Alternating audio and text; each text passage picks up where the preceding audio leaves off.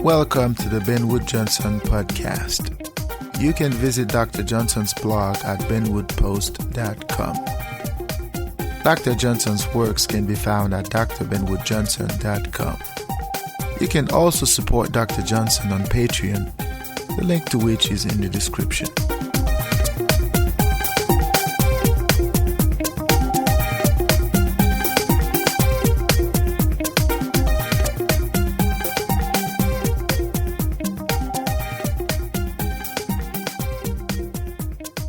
Hey, welcome back to the Ben Wood Johnson podcast.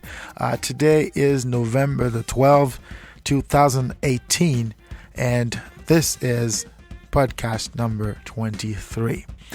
I am very happy to have you back with us this week one more time to discuss the concept of ethics. Last week we began our conversation about ethics.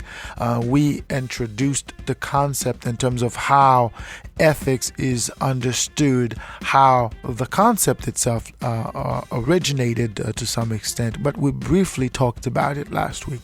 And this week we're going to delve a little bit in detail about the concept. We are going to examine the concept from four paradigms. We are going to look at the concept from a professional standpoint. In this case, we're talking about the ethics of profession. We're going to look at the concept from a justice standpoint. In this case, we're talking about the ethics of justice. We are going to look at the concept from a caring perspective. In this case, we're talking about the ethics of care. We are also going to talk about the concept from a critique standpoint. And in this case, we're talking about the ethics of critique. The concept of ethics, as I have mentioned in an earlier podcast, is a little bit elastic. It's a little bit fluid. We have certain understandings about what ethics is in terms of, it is ethical, but it is not settled in such a way that we can tell when a behavior is ethical or when it is unethical. And one of the reasons for that is that what is righteous is not set in stone. What is right in one aspect of society is not necessarily the case in another. We also have to establish a clear difference between what is legal, what is illegal, and to make that distinction in terms of righteousness. What is righteous is not necessarily legal. What is wrong is not necessarily illegal. So that's why sometimes the concept of ethics sort of fall within this crack where it is not necessarily illegal, but that doesn't necessarily make it righteous. And the same way, even though it is wrong, that does not necessarily make it illegal. Of course, some could argue that if it is wrong, it is supposed to be illegal. Well, that's where the drama of society sort of is unfolding, because not everything that is illegal in society is also wrong. In the same way, not everything that is wrong is illegal in society. And that's where ethics sort of come into play in terms of deciphering or helping us decipher certain conducts in terms of, even though such a conduct may not be illegal, there's a chance that it might be unethical.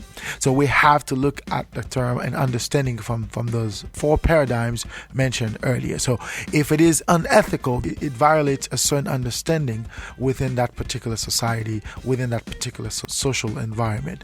So without further ado, let us delve right into it.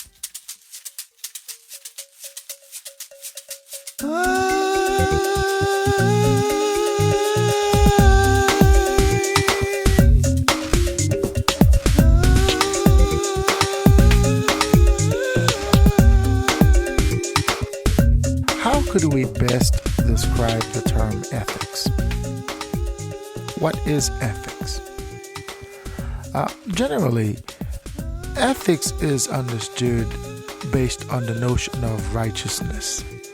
That is, something is either good or bad. A behavior is either good or bad. An action or an omission is either good or bad. The term could be understood from a legal standpoint. That is, there are certain legal ramifications or legal implications to doing something either good or bad. To omit from doing something either good or bad. So by that logic, ethics could be understood as the laws of society and the extent to which people are supposed or abide or are expected to abide by those laws. When we're talking about ethics, we are talking about a universal virtue, a universal way of being that is understood by every man at the same level. And that way is you as a human being understand that you cannot or you could not do the wrong thing. You are to do the right thing, and that right thing is endowed in every human being. That is to say, as a person, you know the right from wrong. You know the right thing from the wrong thing. But I would say there is more to ethics than righteousness. There's more to ethics than right and wrong. Now, the term ethics could be understood as habitudes and customs.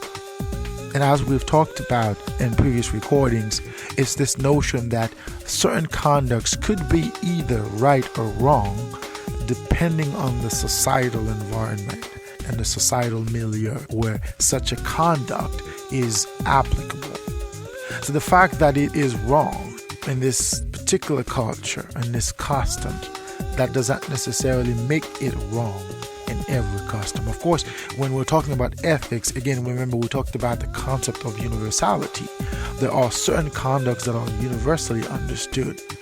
For instance, killing, stealing, or engaging in adulterous conduct. Those are conducts that are understood universally to be wrong, although there are contexts where they're not considered wrong. For example, there are cultures where it is okay for a man to have several wives, or it is also okay for a man to take the life of another, whether it is because of religious belief or whether it is because of honor and whatnot. So there are certain cultures where even those universal understandings about righteousness could also be undermined or could also be understood from a different perspective. But the context of ethics in and of itself is based on the notion that certain behaviors are unacceptable and other behaviors are also expected, and by that logic are also acceptable, and as a result such conducts are expected. But where did the term ethics emanate? The term comes from Greek lexicon. It is known as ethikos, which comes from another word known as ethos.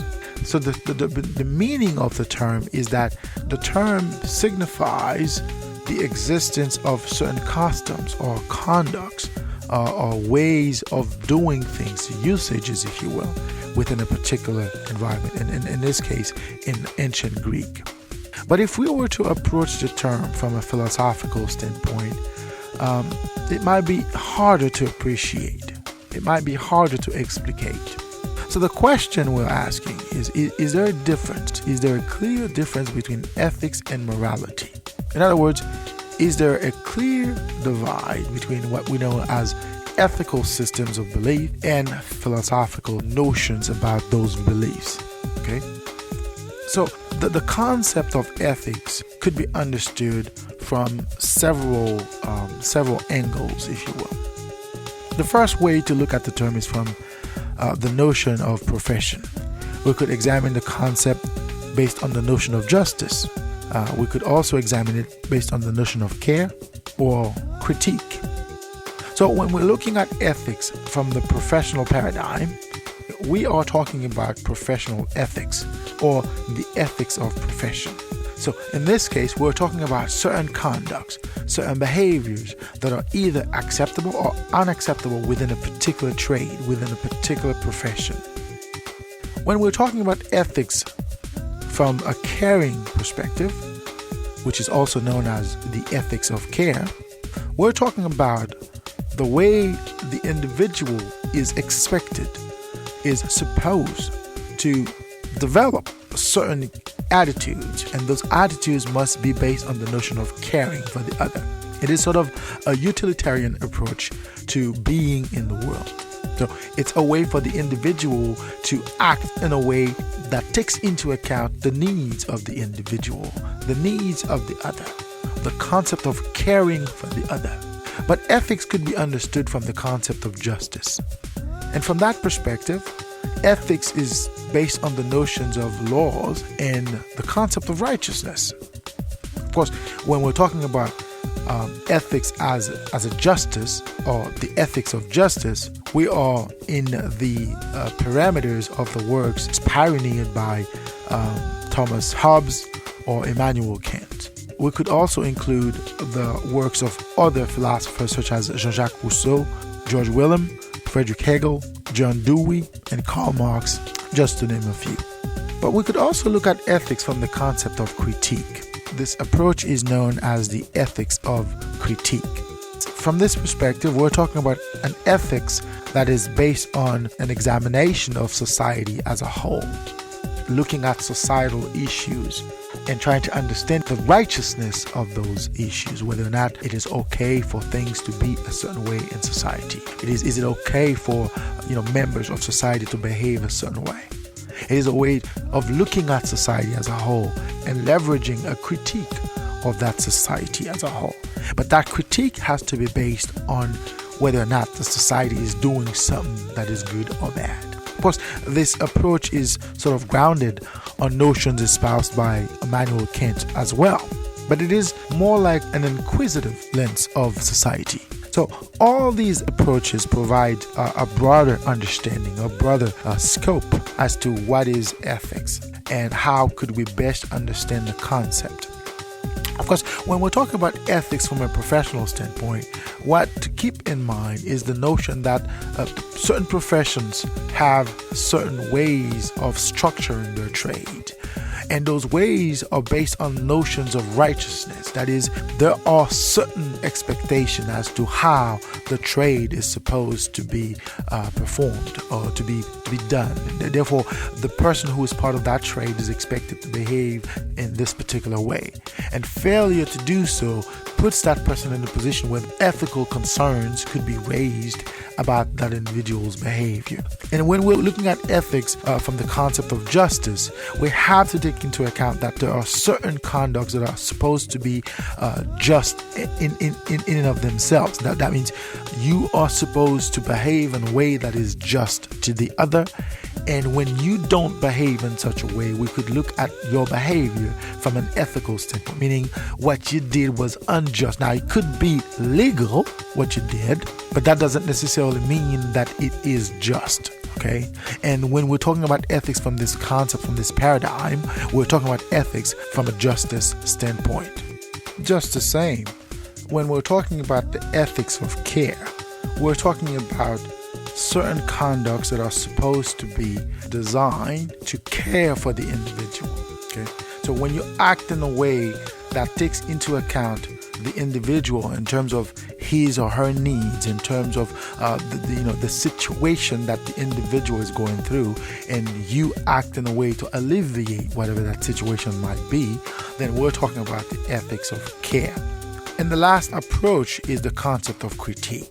In this case, we're talking about an ethical approach that is based on looking at society as a whole and trying to make sense of what's happening in the society in terms of righteousness, in terms of what is right, what is wrong. And the concept here, the idea is to examine the do's and the don'ts of that society, to examine the conducts of the individuals within that society, is to examine the conducts of the institutions or the entities within that society, and to evaluate whether those behaviors or conducts are righteous or not righteous. In other words, whether those behaviors are right or wrong. So in a sense, when we're talking about ethics, we're talking about beliefs about the world. We are also talking about the way we behave in the world. Of course, our behavior in the world is based on the beliefs that we hold about the world. But those beliefs, in turn, are based on philosophical paradigms about the world. Now, of course, we cannot tell where those beliefs come from. We could not tell whether or not those beliefs are inherently righteous, to put it this way. But what we have to understand is that the world we live in today is a world that is based on certain worldviews to maintain a certain level of civility among the members of a society or community. And those values are based on the notion that the individual has an inherent understanding of the world in terms of what is wrong and what is right. So the individual from the start knows how to behave. The individual from the beginning has an understanding about what the world is and what the world is supposed to be.